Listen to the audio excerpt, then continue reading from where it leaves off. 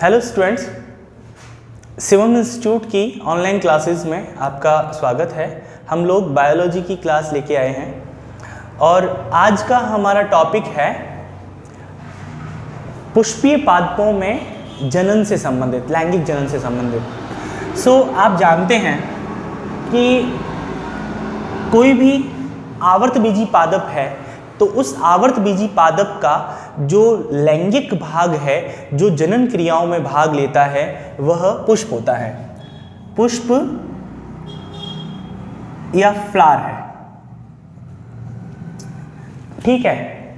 पुष्प के बारे में सबसे पहली बात तो ये कि ये एक जनन संरचना है, रिप्रोडक्टिव स्ट्रक्चर है।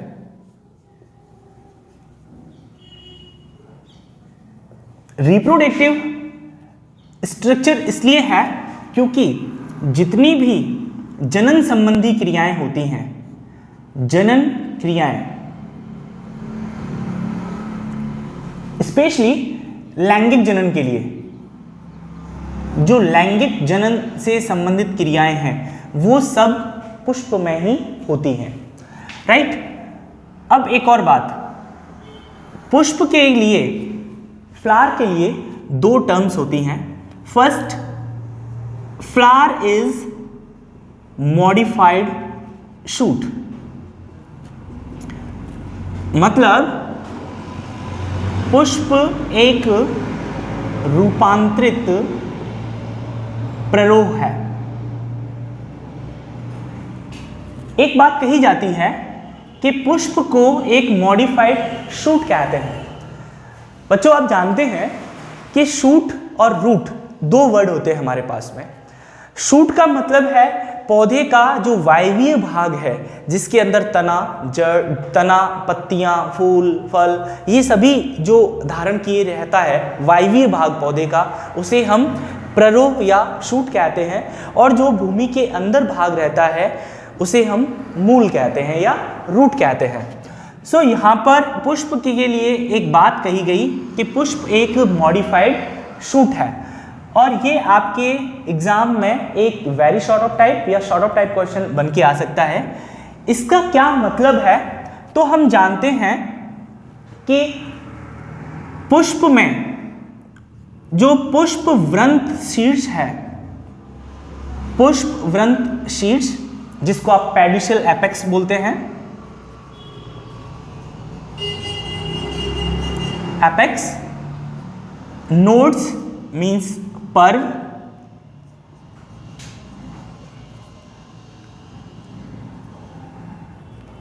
इंटरनोड, व पर्व संधि, पर्व संधि मीन्स नोड। ये बहुत ज्यादा हाईली डेंस होते हैं, अत्यंत सहत होते हैं।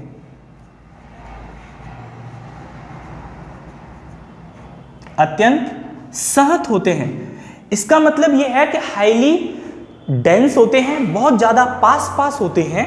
और इस तरह से हम देख सकते हैं कि एक प्ररोह वो संरचना है जिसके अंदर जिस प्रकार पर्व संधियां उपस्थित होते हैं, वैसे ही पुष्प में भी पर्व संधियां, ये सारी चीजें उपस्थित होती हैं, लेकिन ये बहुत ज्यादा डेंस होने के कारण या बहुत ज्यादा सहत होने के कारण दिखाई नहीं देते हैं। इस वजह से पुष्प को मॉडिफाइड शूट कहा जाता है।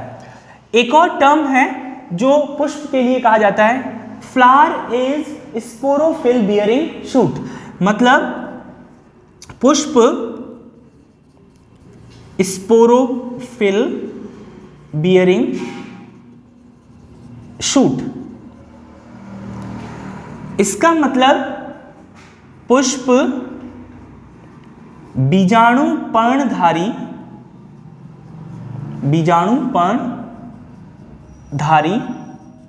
प्ररोह है। बीजाणु पर्णधारी प्ररोह, यहां एक ऐसा वर्ड जो हमें पता होना चाहिए, बीजाणु पर्ण, जिसे हम स्पोरोफिल कहते हैं। So what is sporophyll? क्या है बीजाणु पर्ण? आप देखते हैं कि जो एंजियोस्पर्म से पहले वाले पौधे हैं, लाइक टेरिडोफाइटा। आपने टेरिडोफाइटा में देखा है कि टेरिडोफाइटा में जो पर्ण होती है वह अनेक छोटी छोटी बीजाणुधानियों को धारण किए रहती है। मींस पर्ण अनेक बीजाणुधानियों युक्त होती है।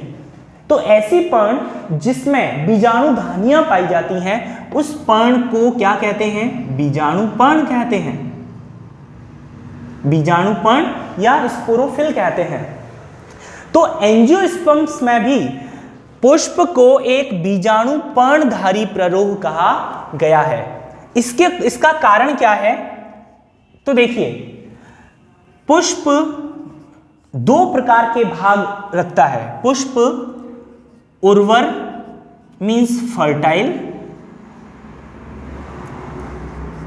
व बंध्य, बंध्य मतलब स्टेराइल, बंध्य स्टेराइल, उपांग, उपांग का मतलब होता है अंग, उपांग धारण किए रहता है, धारण किए रहता है। क्लियर है? पुष्प उर्वर। अब उर्वर के अंदर आप जानते हैं कि पुष्प के दो भाग होते हैं। पुष्प के दो भाग कौन कौन से हैं? एक तो होता है जिसे हम बोलते हैं सहायक भाग, एसेसरी फ्लोरल पार्ट, और एक होता है एसेंशियल पार्ट, आवश्यक भाग या लैंगिक भाग। जो सहायक भाग होता है वो भाग जनन में भाग नहीं लेते, ठीक है, इसीलिए उनको सहायक भाग कहते हैं। और इसके अंदर क्या क्या आते हैं? एक तो बाह्यदल आता है जिसे आप सेपल कहते हैं, सेपल, और दूसरा जो आता है वो होता है दल जिसे आप पेटल कहते हैं, राइट। जबकि जो उर्वर भाग होता है उसमें वे भाग आते हैं पुष्प के जो लैंगिक जनन में भाग लेते हैं। और वो भाग कौन से हैं? एक तो होता है पुंकेसर और एक होता है स्त्री केसर। जो पुंकेसर है स्टैमन एंड कार्पल और वी कैन से पिस्टिल। अब बात समझना, पुंकेसर कहां पाया जाता है? पुष्प के पुमंग वाले भाग में होता है। स्त्री केसर कहां होता है? जायांग वाले भाग मींस गाइनोशियम में होता है। बाह्यदल किसका पार्ट है? कैलिक्स मींस बाह्यदल पुंज का भाग है, उसकी इकाई है, यूनिट है। और दल पेटल जो है वो किसकी यूनिट है? कोरोला की यूनिट है, दल पुंज की यूनिट है। सो आप क्या देख रहे हैं? फ्लावर में जो फ्लावर के जो चक्र हैं, पुष्प के जो होल्स हैं, वो दो टाइप के होल्स होते हैं जिसमें 4 पार्ट्स होते हैं। दो टाइप के होल्स मींस पहला जो पार्ट है उसको हम एसेसरी फ्लोरल पार्ट कहते हैं और सेकंड जो होता है उसको हम रिप्रोडक्टिव होल कहते हैं। और एसेसरी के अंदर एसेसरी रिप्रोडक्शन में पार्टिसिपेट नहीं करता, दैट्स व्हाई वो स्टेराइल होते हैं, बंधे होते हैं। और ये दो हैं, बाह्यदल, दल, और जो रिप्रोडक्शन में पार्टिसिपेट करते हैं वो कौन से हैं? उर्वर भाग हैं जो पुंकेसर और स्त्री केसर के रूप में होते हैं। सो मैंने क्या कहा? पुष्प उर्वर व बंध्य उपांग धारण किए रहता है, ठीक है। जो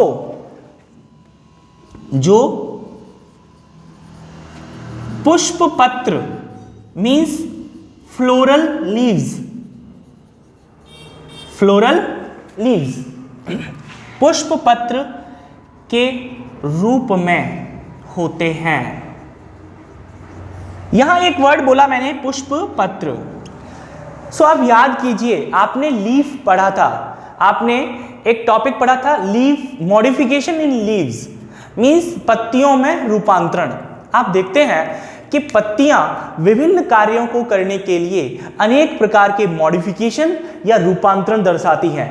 जैसे आपने देखा था कि यहां पर ही देख लें हम, पुष्प पत्र मींस जब फ्लावर का निर्माण शुरू होता है, हम देखते हैं एक पौधा अपनी कायिक प्रावस्था से लैंगिक प्रावस्था में प्रवेश करता है, तो उस दौरान पुष्पों का आना इसका एक संकेत है कि पादप लैंगिक अवस्था में प्रवेश कर चुका है। इसका मतलब उसमें पुष्प निर्माण प्रारंभ हो जाएगा।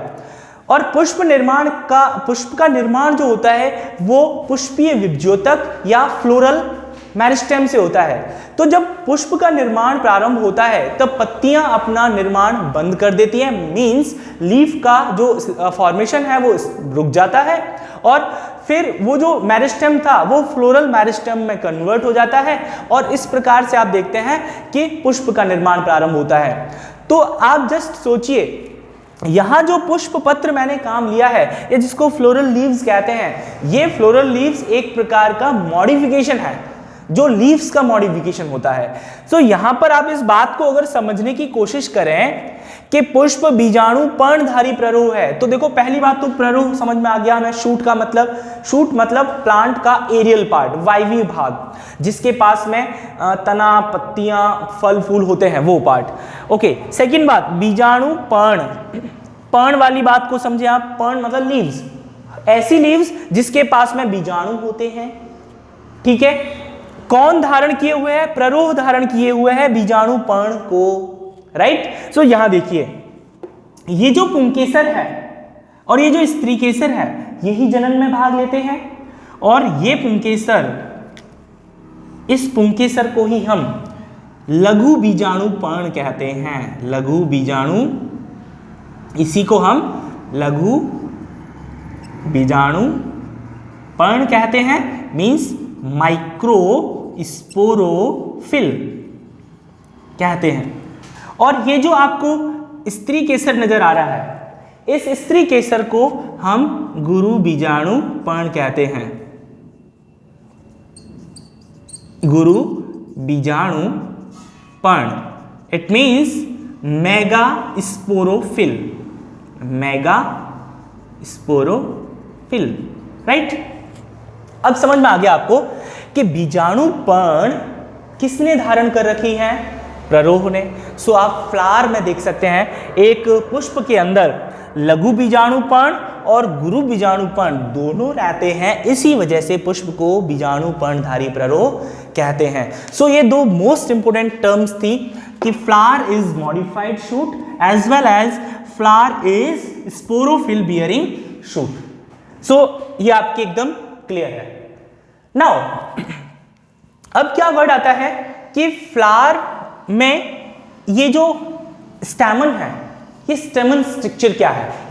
सो आप देख सकते हैं फ्लावर में male reproductive organ, male reproductive organ, male reproductive organ means नर जननांग। नर जननांग क्या होता है? पुमंग होता है, एंड्रोशियम, राइट। और इस पुमंग की जो यूनिट है उसे हम कहते हैं पुंकेसर या स्टैमन, राइट। अगर आप इस स्टैमन की स्ट्रक्चर को देखते हैं तो स्टैमन की स्ट्रक्चर में आपको कुछ इस तरह की स्ट्रक्चर दिखाई देती है। मतलब आपको ये 2 लोब्स दिखाई दे रहे हैं। एक टिपिकली आप एंथर को टिपिकली आप एक स्टैमन को देखते हैं तो उसमें आपको 3 स्ट्रक्चर दिखाई देती है। ये एक लॉन्ग फिलामेंट लाइक स्ट्रक्चर जो दिख रही है, इसको आप फिलामेंट कहते हैं, फिलामेंट या पूतंतु कहते हैं। ये जो आपको दिख रहे हैं ऊपर, इनको जो स्टेमन का जो एपिकल पार्ट है, उस स्टेमन के एपिकल पार्ट को हम परागकोश कहते हैं, परागकोश या एंथर, राइट। और जहां पर वो स्ट्रक्चर जो एंथर लोब्स को जोड़ता है, उस स्ट्रक्चर को बोलते हैं कनेक्टिव, कनेक्टिव या योजी, right. So you have 3 parts in the structure of stamen. 3 संरचनाएं हैं आपके पास में, किसमें? एक स्टेमन की स्ट्रक्चर में। एपिकल जो इसका पार्ट है, जो इसका सबसे ऊपर जो भाग होता है, वो क्या है? परागकोश या एंथर। ओके, बीच में जो दोनों आपको यहां दिख रहा है, इट हैव 2 लोब्स, इसके पास में 2 पालियां हैं और इन दोनों पालियों को जो जोड़ के रखता है उसको हम योजी या कनेक्टिव कहते हैं। और यहां से एक लॉन्ग फिलामेंटस स्ट्रक्चर निकल रही है, एक तंतुई संरचना निकल रही है जिसको आप फिलामेंट या पूतंतु कहते हैं। ओके, क्लियर है? आप ज्यादातर अधिकांश पौधों में क्या देखते हैं कि ये जो पराग कोश है, अच्छा एक और बात, इस पुंकेसर, ये पता है हमें कि पुंकेसर जब नर जननांग का भाग है, इसका मतलब ये है कि ये लैंगिक जनन में भाग लेगा, और जब लैंगिक जनन में भाग लेगा तो इसकी इन 3 संरचनाओं में से जो सबसे एपिकल स्ट्रक्चर है, सबसे ऊपर जो संरचना परागकोश पाई जाती है, ये परागकोश संरचना पुंकेसर की लैंगिक संरचना होती है। ओके, ये लैंगिक संरचना होती है, और इसी लैंगिक संरचना के अंदर पराग धानियां होती हैं जिनको हम पॉलन सैक्स कहते हैं, और इन्हीं के अंदर पॉलेंस या पॉलन ग्रेन या पराग कण पाए जाते हैं। ओके, आप समझना, आप ज्यादातर अगर किसी पौधे में देखेंगे तो आपको पराग कोश 2 प्रकार के दिखाई देंगे। अधिकतर पादपों में आप क्या देखते हैं कि जो पराग कोश होता है वो एक द्विपालित अवस्था में होता है, डाइथिकस कंडीशन में होता है। डाइथिकस, ये जो डाइथिकस वर्ड है, यहां वर्ड है डाइथिकस। डाइथिकस वर्ड जो है 2 वर्ड से मिलकर बना है। Di means 2 and thecas theca word से बना है, थीका, एंड थीका का मतलब होता है लोब्स। ओके, सो जो अधिकतर पौधे होते हैं उनमें ये परागकोश द्विकोष्ठीय होते हैं, डाइथिकस प्रकार के होते हैं, जबकि एक अन्य प्रकार का परागकोश जिसे हम मोनोथिकस या एक कोष्ठीय कहते हैं, वो मालवेसी कुल मतलब कॉटन फैमिली या हिबिस्कस फैमिली जिसमें गुड़हल आता है उस फैमिली के अंदर पाए जाते हैं, जिनमें केवल एक ही कोष्ठ होता है, एंड उस कोष्ठ में 2 चैम्बर होते हैं, ये किडनी शेप होते हैं। ये जो है 4 टेट्रास्पोरेंजिएट है, 4 इसमें चैम्बर्स हैं, उसमें केवल 2 ही चैम्बर्स होते हैं, उसे हम बाइस्पोरेंजिएट कहते हैं। सो ये आपका टॉपिक है जो फ्लावर में मेल रिप्रोडक्टिव स्ट्रक्चर से रिलेटेड था। So we complete 2 terms that modified shoot and sporophyll bearing shoot as well as something about male reproductive organ. So okay, thank you so much. इसी तरह से बने रहिए हमारे साथ में बायोलॉजी को एंजॉय करने के लिए। Thank you so much.